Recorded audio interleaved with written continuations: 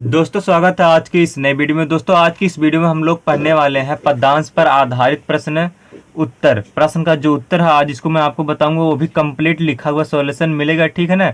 और हाँ, आपका जो साखी है और इसका जो और पदावली है, दोनों को एक ही वीडियो में आज आपको पूरा कंप्लीट लिखा हुआ सॉल्यूशन बताऊंगा। अगर दोस्तों आप कंप्लीट लिखा हुआ सॉल्यूशन पढ़ना चाहते हैं तो बिल्कुल सही जगह पर पे आए हैं। तो चलिए देरी ना करते हुए शुरू करते हैं। आपका पहला क्वेश्चन था दीप संकेत। संकेत जो आप सेम छाप लेंगे, दीपक दिया, ठीक है। उसके बाद डॉट डॉट आवा हट, ये जो आपका क्या है संकेत है। और आप संकेत कहाँ से लिखेंगे तो मित्रों आप यहाँ से लिखेंगे, उपयुक्त गद्यांश का संदर्भ लिखिए, ठीक है ना। पहले संकेत आप यहाँ दीपक दिया और फिर आवा हट ये लिख लेंगे, ठीक है ना। फिर उसके बाद आपका नेक्स्ट क्वेश्चन उपयुक्त गद्यांश का संदर्भ लिखिए। तो आप गद्यांश का संदर्भ कैसे लिखेंगे? प्रस्तुत पद हमारे हिंदी पदखंड साखी नामक शीर्षक से अवतरित है। इसके रचयिता कबीरदास के शिष्य हैं, ठीक है ना। नेक्स्ट क्वेश्चन आपका क्या है? नेक्स्ट क्वेश्चन है आपका रेखांकित अंश की व्याख्या कीजिए। आपका अगला क्वेश्चन रेखांकित अंश की व्याख्या है। कबीरदास जी कहते हैं कि गुरु ने मुझे ऐसे प्रेम रूपी तेल से भरा हुआ ज्ञान रूपी दीपक दिया जिसमें कभी ना घटने वाली बाती है, जिससे मैं इस संसार रूपी बाजार से खरीदारी पूरा कर लिया और अब मुझे इस संसार में दोबारा आना नहीं पड़ेगा। उसके बाद आपका अगला वाला क्या है? अगला वाला है गुरु ने भक्त को किस प्रकार का दीपक दिया। फिर आपका जो है उसका आंसर है गुरु ने भक्त को ज्ञान रूपी दीपक दिया। फिर आपका नेक्स्ट क्वेश्चन है क्या है? सतगुरु द्वारा भेजे गए दीपक में किस प्रकार का तेल भरा हुआ है? किस प्रकार का तेल? सतगुरु द्वारा भेजे गए दीपक में प्रेम रूपी तेल भेजा गया है, ठीक है। फिर उसके बाद आपका नेक्स्ट क्वेश्चन है प्रस्तुत दोहे में कौन सा अलंकार है? प्रस्तुत दोहे में कौन सा अलंकार आपका नेक्स्ट। फिर आपका आगे है रूपक अलंकार, अनुप्रास अलंकार। अनुप्रास अलंकार कैसे है? तो भाई यहाँ देखो दो बार दा शब्द की आवृत्ति हुई है, ठीक है ना। तो इस तरह से आपका अनुप्रास अलंकार। आपका अगला प्रश्न है, अगला प्रश्न क्या है? आप जो संकेत सेम कैसे लिखेंगे? यह तन आगे का दो शब्द बीच में डॉट डॉट और राम पठाऊं, ठीक है ना। फिर उसके बाद आपका है उपर्युक्त पदांश का संदर्भ लिखिए। आप संदर्भ कैसे लिखेंगे? ठीक, आपका संदर्भ है प्रस्तुत पद हमारे पाठ्य पुस्तक हिंदी पदखंड साखी नामक शीर्षक से अवतरित है। इसके रचयिता कबीरदास के शिष्य हैं। कबीरदास क्यों नहीं? क्योंकि कबीरदास अनपढ़ थे, ठीक है ना। रेखांकित अंश की व्याख्या। परमात्मा के विरह में जीवात्मा व्याकुल होकर के कहती है, मैं अपने इस शरीर को जलाकर स्याही बनाती हूँ और हड्डियों को जलाकर कलम बनाकर फिर उस स्याही और कलम से राम नाम लिखकर ईश्वर तक भेजूंगी। फिर आपका अगला क्वेश्चन है, अगला क्वेश्चन क्या था? अगला क्वेश्चन है आपका रेखांकित अंश का व्याख्या होगा। प्रस्तुत दोहे में कौन और किसके अपना संदेश भेजने के लिए व्याकुल है? तो भाई प्रस्तुत दोहे में जीवात्मा रूपी बिरहड़ी अपना संदेश परमात्मा के पास भिजवाने के लिए व्याकुल है। जीवात्मा रूपी बिरहणी वही व्याकुल है। जीवात्मा रूपी बिरहणी कबीरदास मतलब जीवात्मा अपनी हड्डियों के संदर्भ में क्या कहना चाहती है? बाप रे बाप, इनके पास हड्डी अफराद हो गए हैं। जीवात्मा अपने हड्डी के संदर्भ में कहना चाहती है, मैं अपना संदेश भेजने के लिए अपने हड्डियों को कलम बनाऊंगी। जब भी आप लोगों का पेन का स्याही खत्म हो जाए तो कबीरदास का हड्डी फ्लिपकार्ट से ऑनलाइन कर लेना, आ जाएगा। अनुप्रास अलंकार। अनुप्रास अलंकार कहाँ है? प्रस्तुत दोहे में कौन सा अलंकार है? तो भाई अनुप्रास अलंकार है, लिख देना, ठीक है ना। अनुप्रास अलंकार कैसे है? यह तन लिख मतलब ला शब्द की आवृत्ति दो बार आई है, तो यहाँ पर क्या अनुप्रास अलंकार आपका है, ठीक है। आपका नेक्स्ट क्वेश्चन है पाणी।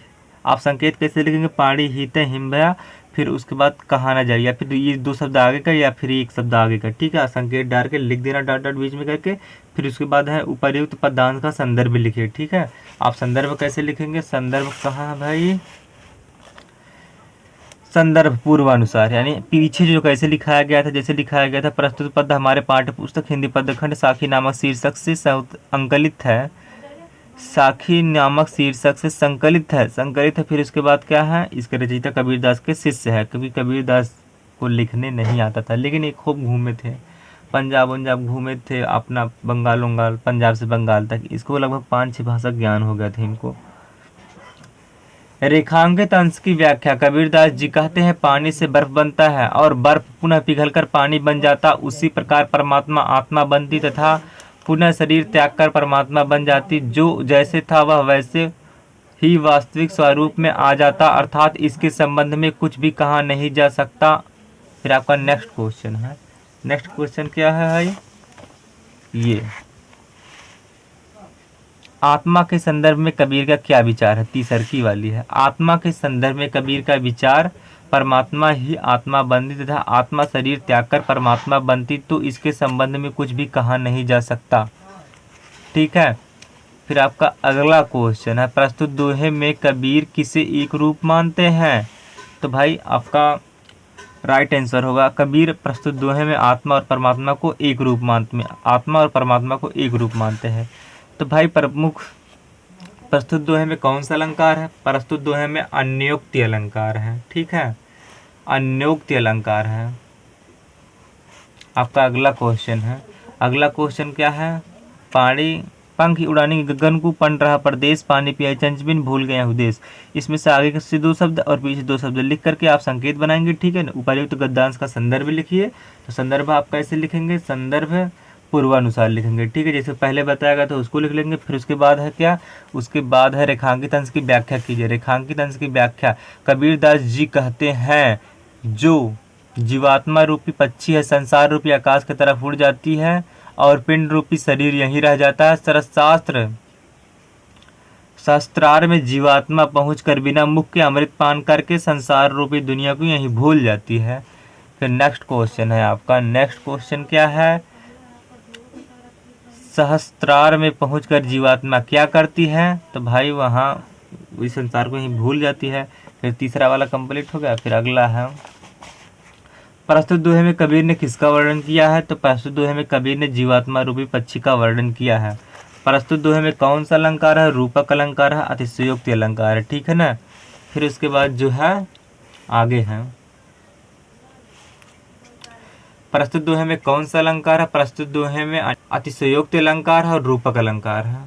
दोस्तों आपका अगला प्रश्न अंगा वाला प्रश्न है, कबीर हरिओं रस को पिया बाकी नहीं रथा कि पाका कलश कुम्हार का बहुर न चढ़ाई चाकी। आपका ये जो संकेत आप कैसे लिखेंगे, संकेत आप आगे का 2 शब्द पीछे का 2 शब्द लेकर बीच में डॉट डॉट करके संकेत लिखेंगे। और उसके बाद संदर्भ कैसे लिखेंगे, संदर्भ जो है लिखेंगे प्रस्तुत पद हमारे पाठ्यपुस्तक हिंदी पद खंड साखी नामक शीर्षक से संकलित है। इसके रचयिता कबीरदास के शिष्य जी हैं। फिर उसके बाद रेखांकित अंश की व्याख्या, रेखांकित अंश की व्याख्या चलो देखते हैं। ठीक है, कबीरदास जी कहते हैं मैं ईश्वर के प्रेम रूपी रस का पान इस प्रकार किया हुआ, पान इस प्रकार कर लिया कि मेरे हृदय सारी घृणा समाप्त हो गई। अब मेरे मन में कोई संसारी की इच्छा व लालसा नहीं है। इस प्रकार मैं आवागमन चक्र से मुक्त हो गया। इस प्रकार मैं आवागमन चक्र से मुक्त हो गया। जैसे जब कुम्हार का घड़ा पक जाता तो उसे चाकी पर चढ़ाने की कोई आवश्यकता नहीं है, इस प्रकार मुझे इस संसार में दोबारा आने की कोई आवश्यकता नहीं है। इस प्रकार मुझे इस संसार में आने का कोई आवश्यकता नहीं है। फिर आपका नेक्स्ट क्वेश्चन है, नेक्स्ट क्वेश्चन क्या है, इसमें क्या पूछा है, कबीर के मन की सारी तृष्णा क्यों समाप्त हो गई। फिर आपका अगला है, यह कबीर का यह विचार है जैसे कुम्हार घड़ा पका हुआ चाकी पर चढ़ाने की कोई आवश्यकता नहीं, ठीक उसी प्रकार मैं ईश्वर का रस का पान थक कर लिया, जिससे मैं इस आवागमन चक्र से मुक्त हो गया। फिर आपका अगला है, अगला क्या था, अगला प्रस्तुत पद पंक्ति में कौन सा अलंकार है, अलंकार पूछा है। और एक और था प्रश्न किया था,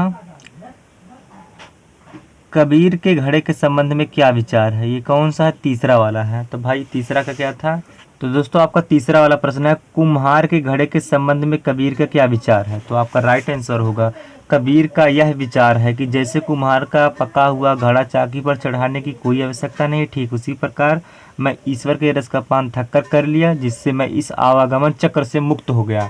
फिर आपका अगला प्रश्न है, अगला प्रश्न क्या है, कबीर के मन की सारी तृष्णा क्यों समाप्त हो गई, क्योंकि ईश्वर के रस का पान वे थक कर लिए हैं, इसलिए उनके मन की सारी तृष्णा समाप्त हो गई। फिर उसके बाद आपका आगे वाला है, प्रस्तुत पद पंक्तियों में कौन सा अलंकार है।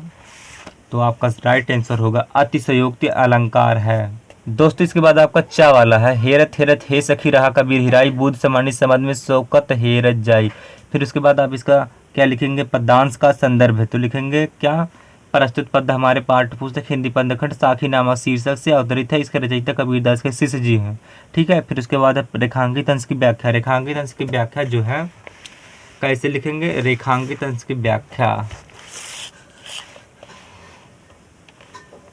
आप लिखेंगे, कबीरदास जी कहते हैं कि हे संतो, मैं परमात्मा को खोजते खोजते उसी में बदल गया और ईश्वर के प्रति ऐसा विस्फोट हुआ कि मेरी दशा वैसी ही हो गई जैसे जल का एक बूंद समुद्र से अलग होकर पुनः उसी में मिल जाता है और उसे पृथक नहीं किया जा सकता। ठीक उसी प्रकार मेरे आत्मा को परमात्मा से अलग नहीं किया जा सकता। ठीक है। फिर उसके बाद आप लिखेंगे, क्या लिखेंगे भाई, क्या लिखेंगे, प्रस्तुत दोहे का भाव स्पष्ट कीजिए। अब भाव स्पष्ट करना है तो जाहिर सी बात है इनका भाव बढ़ा ही मिलेगा।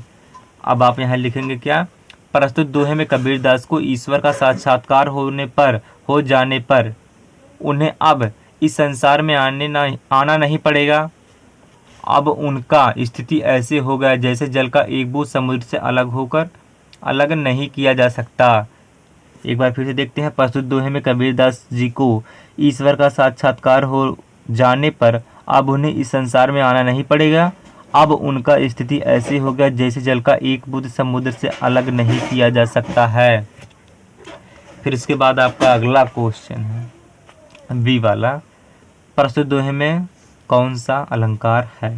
अलंकार पूछा है, अलंकार अनुप्रास है। ठीक है। फिर उसके बाद अगला क्वेश्चन है, प्रस्तुत दोहे में जीवात्मा का वर्णन किया गया। प्रस्तुत दोहे में किसका वर्णन किया गया, जीवात्मा का वर्णन किया गया है। ठीक है ना। आपका क्या है, राइट आंसर होगा, प्रस्तुत दोहे में जीवात्मा का वर्णन किया गया। फिर उसके बाद प्रस्तुत दोहे में कौन सा अलंकार है, अनुप्रास अलंकार है। फिर उसके बाद अगला क्वेश्चन 6 वाला है। ठीक है। तो कबीर यह घर प्रेम का खाला का घर ना ही, शीश उतारा हाथ करे सो बैठे घर माही। आपका राइट आंसर होगा, उपदित पद्यांश का संदर्भ लिखिए। संदर्भ आप लिखेंगे कैसे, पूर्वानुसार, जैसे कि पहले 3-4 बार बताया जा चुका है।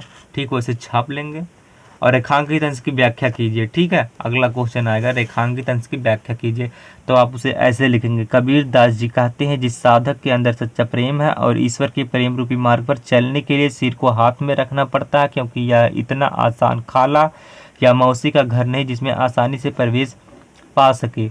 उस व्यक्ति को सिर को काट कर हाथ में रखना पड़ता है, तब कहीं जाकर के इसमें क्या होता है, प्रवेश करने को मिलता है।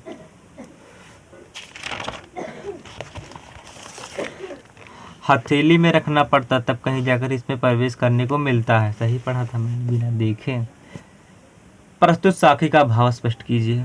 पूछ लिया ना प्रश्न, तो आप राइट आंसर लिखेंगे। प्रस्तुत साखी में कबीरदास जी कहते हैं कि ईश्वर के प्रेम पाने के लिए साधक को कठिन से कठिन परीक्षा देना पड़ता है, या खाला या मौसी का घर नहीं है। ठीक है।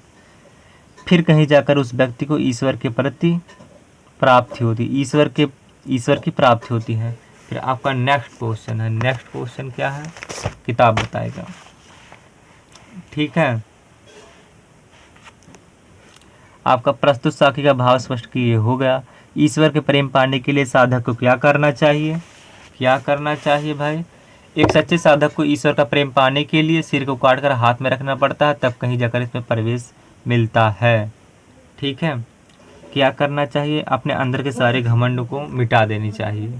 आप ऐसे भी लिख सकते हो, एक सच्चे साधक को ईश्वर का प्रेम पाने के लिए अपने अंदर के सारा जो अंधकार अहंकार ये सबको खत्म मिटा देने के पश्चात सिर को काट में हाथ में रखना पड़ता है, तब कहीं जगह इसमें प्रवेश मिलता है। व्यतिरेक अलंकार। नेक्स्ट क्वेश्चन में क्या, प्रस्तुत दोहे में कौन सा अलंकार व्यतिरेक अलंकार है। ठीक है। फिर आपका है, जब मैं था तब हरि नहीं, अब हरि है मैं नाही, सब अंधेरा मिट गए जब दीपक देखा माही। फिर आपका अगला क्वेश्चन है, जो आप संकेत स्वयं बना लेंगे। ठीक है ना। आप संकेत कैसे लिखेंगे कि संकेत जब मैं था माही पूर्ण विराम। फिर संदर्भ जो है पूर्वानुसार, जो पहले बताया जा चुका उसी को छाप लेना होगा। फिर उसके बाद रेखांकित अंश की क्या है, व्याख्या करने को कह रहा है, तो भाई व्याख्या आप लिखेंगे। कबीरदास जी कहते हैं जब मेरे अंदर घमंड था तब मुझे परमात्मा की प्राप्ति नहीं हुई, अब मैं ईश्वर के अमृत का पान थक कर लिया। जब मैं अपने अंदर ज्ञान रूपी दीपक जलाया तो मेरे अंदर सारे घमंड मिट गया। आपका अगला क्वेश्चन है, परमात्मा का दर्शन कब होता है? तो आपका राइट आंसर होगा जब साधक अपने हृदय ज्ञान रूपी दीपक जलाता तो तब परमात्मा का दर्शन होता। फिर आपका है, ज्ञान रूपी दीपक प्रज्वलित होने पर क्या हुआ? ज्ञान रूपी दीपक प्रज्वलित होने पर साधक के हृदय का घमंड मिट जाता है। फिर उसके बाद है, प्रस्तुत दोहे में किसका दुष्ट प्रकाश डाला गया है? तो आपका राइट आंसर होगा प्रस्तुत दोहे में अज्ञान रूपी अंधकार पर ज्ञान रूपी प्रकाश डाला गया है। फिर उसके बाद आपका आ जाएगा पदावली। पदावली आपका क्या लिखेंगे? संदव भाई आई ज्ञान की आधी रे। आप इसमें से आगे का 2 शब्द लिख करके और अंतिम का 2 शब्द लिख करके संकेत बना लेंगे, ठीक है। फिर उसके बाद जो है आपका आएगा प्रश्न, उपर्युक्त पदांश का संदर्भ लिखिए। आप संदर्भ लिखेंगे पदावली का। प्रस्तुत पद हमारे पाठ्य पुस्तक हिंदी पठ्यखंड पदावली नामक शीर्षक से अवतरित है। इसके रचयिता कबीरदास जी हैं, ठीक है। फिर उसके बाद आपका पूछेगा रेखांकित अंश की व्याख्या कीजिए, ठीक है। रेखांकित अंश की व्याख्या में आप लिखेंगे, कबीरदास जी कहते हैं कि मेरे जीवात्मा में जब ज्ञान रूपी आंधी आई तो भ्रम के पर्दे उड़ गए, अर्थात मुझे उचित अनुचित का ज्ञान हो गया। मैं सभी मोह माया रूपी रस्सियाँ बल्ली टूट गई, अवसाक्त रूपी छप्पर के स्तंभ गिर गए, जिसके गिरने से कुबुद्ध रूपी बर्तन भी फूट गया, अर्थात मेरे मन के सभी कोई विचार नष्ट हो गए। फिर आपका नेक्स्ट क्वेश्चन है, अगला क्वेश्चन है, प्रस्तुत पद में कबीर ने किसके प्रभाव का वर्णन किया? प्रस्तुत पद में कबीर ने ज्ञान रूपी आंधी के प्रभाव को दर्शाया है, ठीक है ना। फिर आपका अगला है, शारीरिक अहंकार नष्ट हो जाने के कारण क्या परिणाम हुआ? तो शारीरिक अहंकार नष्ट होने का परिणाम अब कभी भी नहीं, कबीरदास के अंदर मोह माया का वास नहीं हो सकता। फिर आपका राइट आंसर अगला वाला है, कबीर के ज्ञान के महत्व को किस प्रकार प्रतिपादित किया है? तो आपका राइट आंसर होगा, कबीर दास जी कहते हैं ज्ञान के महत्व को झोपड़ी और आंधी के रूप में प्रतिपादित किया है। फिर उसके बाद आपका अगला क्वेश्चन है, क्वेश्चन अगला है इया वाला है, काहे नलिनी तू कुम्हालिनी। इसका आप जो है संकेत स्वयं बना के लिखेंगे, काहे रे बीच में डॉट डॉट, फिर अंतिम का 2 शब्द हमारे जान, फिर उसके बाद पूर्ण विराम, फिर उसके बाद उपर्युक्त पदांश का संदर्भ लिखिए। संदर्भ कैसे लिखेंगे अभी बताता हूँ। आप संदर्भ लिखेंगे पंडित वाला कहाँ से। फिर दोस्तों आपका आगे था क्या था, उपर्युक्त पदांश का संदर्भ लिखिए। आप संदर्भ जो पहले जैसे बताया गया है, पहले जैसे जो बताया गया उसी को सेम छाप लेना है। फिर उसके बाद जो है रेखांकित अंश की व्याख्या कीजिए। इसको मैं बता देता हूँ। संत कबीरदास जी कहते हैं कि हे जीवात्मा रूपी कमली, तुम क्यों मुरझा गई? तुम्हारे चारों ओर परमात्मा रूपी जल भरा हुआ है। तुम जल में उत्पन्न होती हो और उसी जल में निवास करती तथा उसी जल में विलीन हो जाती हो। तुम्हारे तल में ना तो गर्मी है और ना ही तुम्हारे ऊपर आग। अतः बताए तुम्हारा प्रेम कहीं और से नहीं हो गया आता है। अंत में कबीरदास जी कहते हैं जो परमात्मा के समान होता है वह कभी मुरझाते नहीं है, ठीक है। इसमें कबीरदास का कहना है कि इसने जो है कमल ने जो है भंवरे से लव मैरिज कर लिया, ठीक, और इसीलिए वो मुरझा गई है, क्योंकि कमल के अंदर जो है परमात्मा का वास रहता है, तो परमात्मा के नियमों का उल्लंघन किया है, ठीक है। आपका अगला क्वेश्चन क्या था, कबीर ने जीवात्मा की तुलना कमलनी से की है। कबीर ने जीवात्मा की तुलना किससे की है, यही प्रश्न होगा ना, तभी तो कबीर ने जीवात्मा की तुलना किससे की है? तो राइट आंसर है कबीर ने जीवात्मा की तुलना कमलनी से की है। फिर आपका मतलब अंतिम क्वेश्चन है, कबीर जीवात्मा को क्या कहते हैं? कबीर जीवात्मा को क्या कहते हैं? कमलनी कहते हैं, कमलनी, ठीक है। फिर उसके बाद है प्रस्तुत पद में कौन सा अलंकार है? तो आपका राइट आंसर होगा। तो भाई प्रस्तुत पद में कौन सा अलंकार है? अलंकार आपको यहाँ मिलेगा, कावर की आवृत्ति 2 बार हुई है, ठीक है ना। यहाँ पर अनुप्रास अलंकार है, अनुप्रास, यहाँ पर आपका अनुप्रास अलंकार है। आप अनुप्रास लिख करके आप यहीं अपने प्रश्न को समाप्त कर दें। दोस्तों अगर आप चाहते हैं मैं आपको अगला प्रश्न का वीडियो बना के दूँ तो आप बस कमेंट कीजिए। दोस्तों अगर आप चाहते हैं कि हम इसी तरह से पढ़ें तो आप अपना नुकसान मत करिए, चैनल को बेझिझक सब्सक्राइब कर लेना, ठीक है।